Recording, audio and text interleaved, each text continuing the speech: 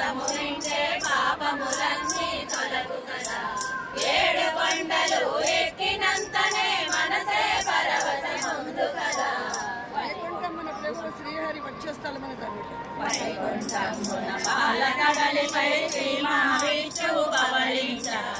ఆదిలక్ష్మియు పాదములొత్తగా చూసిన వారి జన్మము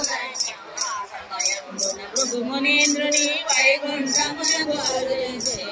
ఆసనమించి ఆదరించలేదని కోపము చెంది కాలదన్నిడు నడివినయమున కమలనాథుడు ముని పొంగవుని పాదములొత్తి అజ్ఞానమని నేత్రము చిరిగి జ్ఞానోదయమే చేసెనుగా శ్రీ మహావిష్ణువుపై కోపగించి లక్ష్మీదేవి భూలోకమును చేరుట అది చూచిన శ్రీ మహాలక్ష్మి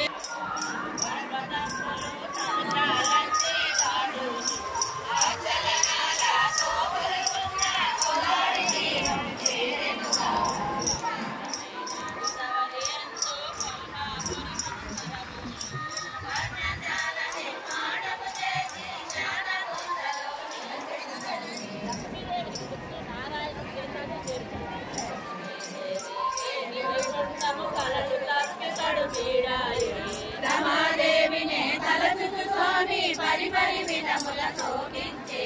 సతిని వెతుకుతూ నారాయణుడే పొరమికి చేరెను దుఃఖముతో ఎంతవారైన శాంతదాసులే నిజమును తెలిపెను మాధవుడే